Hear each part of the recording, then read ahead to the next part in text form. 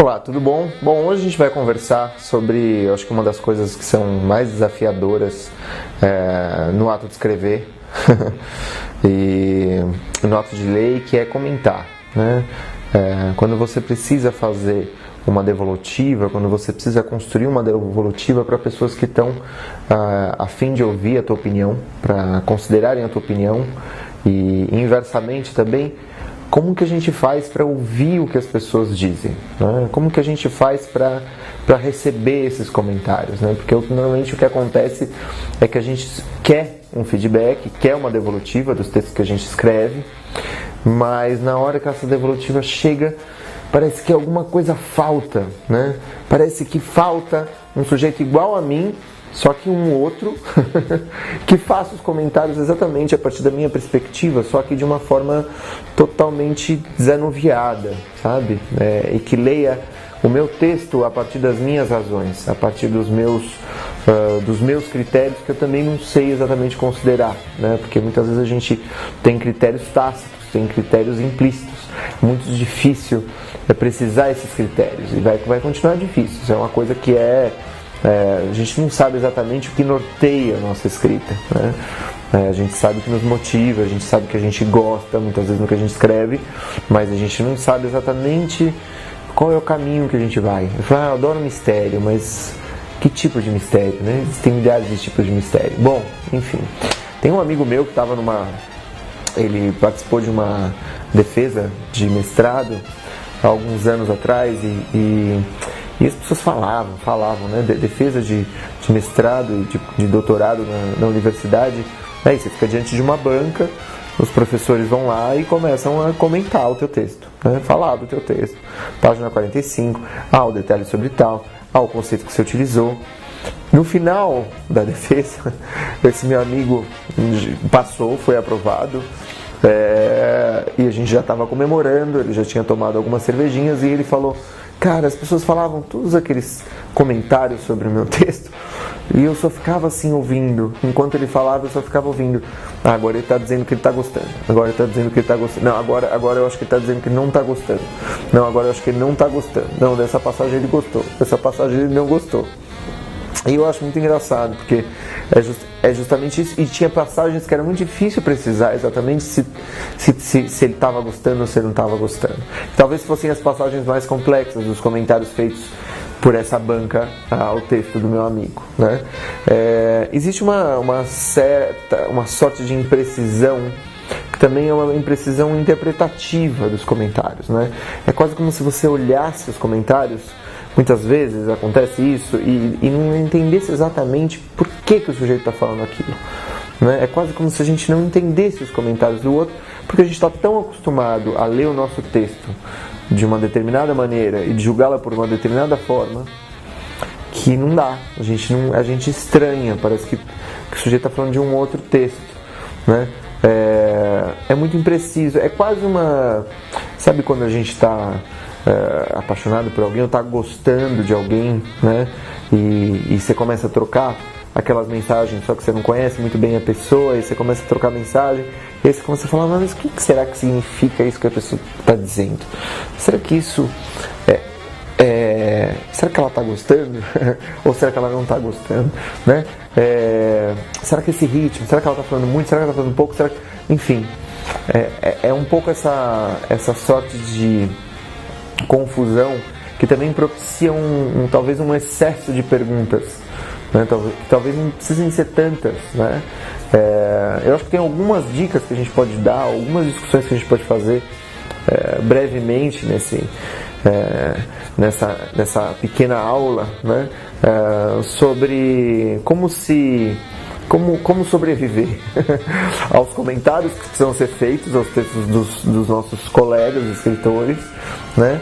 E aos comentários que são feitos dos nossos textos, né? Não é fácil, né? Primeiro, não é fácil, né? Primeira coisa, não só os comentários que a gente faz, como a nossa escuta. Vamos falar primeiro da escuta. Ela precisa ser generosa, né? O outro leu o teu texto, ele se deu ao trabalho de fazer comentários. ele se esforçou, ele está tentando te dizer coisas, ele escreveu para te dizer coisas, ele te comunicou, né? Então, isso foi generoso. Eu acho que a primeira coisa que a gente precisa fazer é devolver na mesma medida, né? Devolver generosidade com generosidade. Então, a escuta dessa devolutiva também precisa ser generosa, né? Procurar evitar, na medida do possível, negações, sabe? Porque muitas vezes a gente fala, pô, não, isso aqui tá bom, não, e a gente começa a defender o próprio texto, né? Acontece que o texto ele precisa se defender, né? E se o sujeito está fazendo essas considerações, é muito provável que outro leitor vá fazer uma leitura parecida, né? Eu recentemente passei por um escrutínio do meu último romance e havia algumas considerações que eram quase todos que tinham feito aquelas considerações, entendeu? Que, pô, todo mundo, ou seja, eu tinha que levar isso em conta, né? No momento de fazer a revisão final do meu texto. Posso não levar em conta, mas eu sei que é isso que vai provocar uma certa leitura, né? De determinado texto que eu escrevo, né? Outra coisa que é importante que a gente levar em consideração é que a gente vai ouvir de tudo, né? Eu já recebi crítica no jornal, eu já recebi crítica de amigos, a gente ouve de tudo, os comentários são muito variados, né? Afinal das contas, às vezes a gente ouve muitos elogios por motivos que a gente não acha tão pertinentes, por exemplo, né? Nossa, teu livro é muito bom, não sei exatamente precisar um exemplo, mas muitas vezes você fala, não, isso não era o que mais me preocupa, mas a pessoa gostou disso, receba, né? Eu acho que beleza, receba, afinal das contas a gente tem uma autonomia em relação a esses comentários, né? Se você não se sente com autonomia em relação aos comentários, dá um tempinho, né? Às vezes você ainda está no choque da recepção. E quando eu falo em generosidade, muitas vezes escute antes de replicar, né? Porque replicar às vezes é muito... às vezes a gente replica, um perigo de replicar é para silenciar o outro, quase para dizer, olha, não, você está errado, né? Pô, tá bom, também algumas coisas você pode até guardar para você acha que está errado, beleza, mas deixa ele falar, né? Escute, isso é muito importante, né?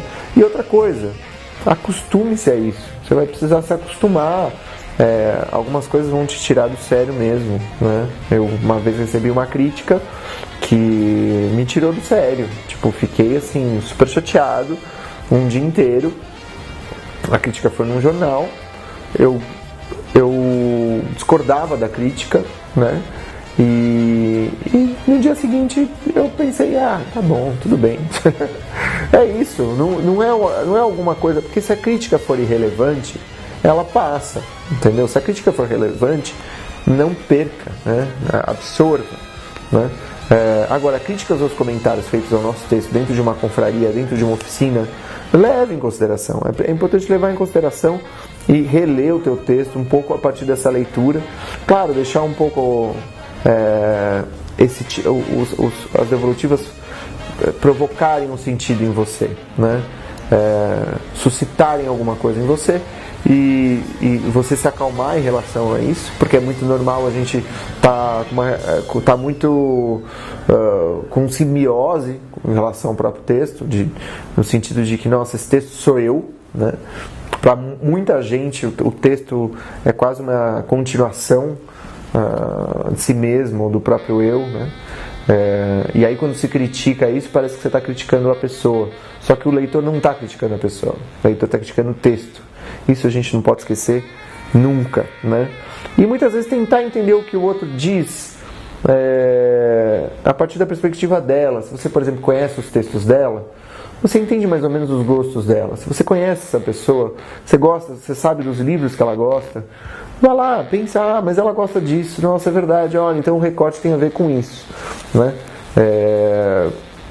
Dificilmente um sujeito que adora romances realistas vai ter os mesmos comentários de alguém que gosta de prosa poética, né? À la Mia Couto, ou à la Walter Ugumãe, por exemplo, né? São pessoas que gostam, que têm uma preferência muito forte por determinada prosa ou por outra prosa, que são muito convictas em relação a isso, vão ter comentários que, se você não gosta do que ela gosta, vocês vão ser distintos, né? Eu acho que a gente tem que considerar menos absolutos os comentários, mais relativos, mais em rede, sabe? Tecer esses comentários um em relação aos outros e tirar uma espécie de síntese sem descuidar dos detalhes, né? Porque muitos desses comentários têm pormenores. E não descuide disso, né? Bom, já falei um pouco sobre escutar, agora sobre comentar, né? Como comentar um texto? A gente precisa primeiro ler um texto, né? Muita gente que já chega e vai marcando, tá, crau. Às vezes você vai comentar um texto, principalmente um texto curto, um conto, uma crônica do colega, é muito importante primeiro ler o texto, né? Pode marcar alguma coisa para não esquecer, mas entender a lógica interna desse texto e comentar o texto sem querer que o texto A seja um texto B, entendeu? Porque muitas vezes, isso acontece na academia também, muitas vezes o sujeito quer que você está querendo escrever sobre flores. O sujeito, na verdade, ele quer que você fale sobre plantas. Você está até mencionando as plantas, onde estão as flores. Você entende? Mas você quer falar de flores. Ele não, mas você não falou de plantas. Você tem que falar de plantas, onde estão as flores. Enfim, eu não sou nenhum conhecedor de plantas nem de flores. Não sei se esse exemplo é exatamente muito bom, mas na hora de você comentar, se o sujeito está falando de flores, tenta pensar nas flores, entendeu? Eu tenho um amigo que uma vez deu um CD do Cazuza para uma amiga minha que só escutava a música da Lorena McKennitt, da Enya, New Age, essas coisas. Ela nunca vai gostar do Cazuza. Você tenta convencer ela de gostar do Cazuza. Eu falei para ele, não, mas Cazuza é bom, mas Cazuza é bom para você. Ela nunca vai gostar do Cazuza. É um pouco nesse sentido. O exercício do comentário é um exercício de desdobramento de também se colocar no lugar do autor.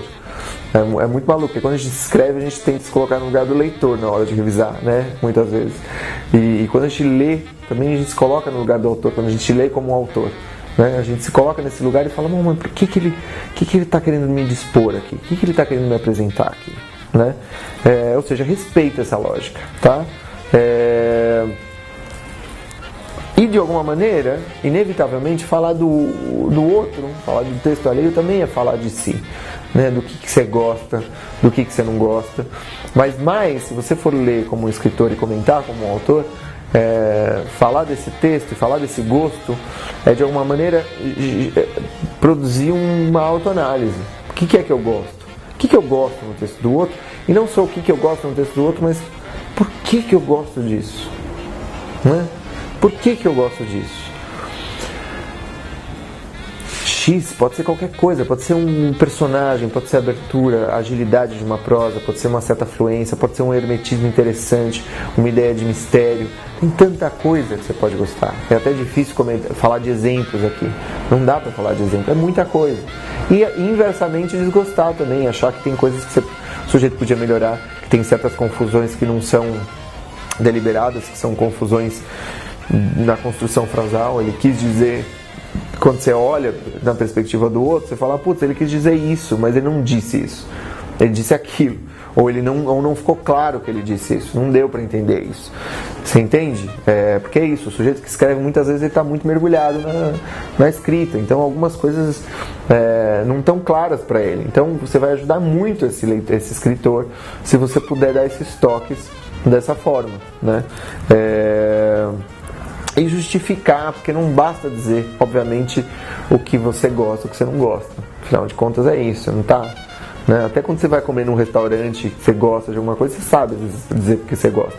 Pô, essa pizza tá uma delícia, essa massa é crocante, nossa, esse queijo não tá gorduroso, ele tá macio, nossa, né? Tipo, tem tanta... dá pra você falar, então é pra você explorar como se você estivesse comendo um sanduíche, né? Nossa, que gosto, nossa, essa cebola tá super caramelizada, né? Na manteiga, no açúcar, sei lá, porque a gente carameliza a cebola no açúcar um pouquinho. Enfim, né? E o texto também utiliza recursos, né? Esses recursos estão bem utilizados, a pessoa soube cozinhar bem esse texto, né? E eu acho que a última coisa que eu queria comentar para vocês é: atente tanto para o detalhe quanto para o fluxo do texto, né? Para onde o texto vai, para onde o texto começa, qual é o caminho que ele faz para nos conduzir até o final, né? E esse caminho faz sentido? Esse caminho, ele poderia ser de outra forma, que fosse mais interessante? Claro, mais uma vez, respeitando essa lógica interna do texto. E ao mesmo tempo, passagens. Essa passagem eu gostei, essa passagem eu não gostei. Isso está bem construído, isso não está tão bem construído. Nesse sentido, né? Eu acho que sempre apontar virtudes do texto também, porque todos os textos têm virtudes, né? Isso é uma ideia do Borges. O Borges, ele tinha essa consideração que eu concordo plenamente, que todos os textos têm recursos, né? Muitas vezes um sujeito até por engano acerta, sabe? Então, qual é o ponto forte desse texto? Onde você acha que esse autor pode detonar, assim, pode mandar muito bem, entendeu? E onde você acha que esse autor tá sofrendo muito, tá tentando fazer alguma coisa que parece que não está nos convencendo? Meus queridos, essa é uma discussão que não acaba aqui, mas eu acho que acho que deu para dar uma boa ideia de como voltar a olhar para esses comentários sobre os nossos contos e crônicas e vice-versa, né? Como que a gente pode olhar para os textos dos outros de uma forma generosa, e generosa porque atenta, e generosa porque rigorosa, né? A generosidade não é tá lindo, né? Isso não é generosidade. Tá lindo, mas sempre. Quanto mais lindo, mais a gente pode ser duro. Tá bom? Meus queridos, um grande abraço e a gente se vê num próximo vídeo. A gente se vê.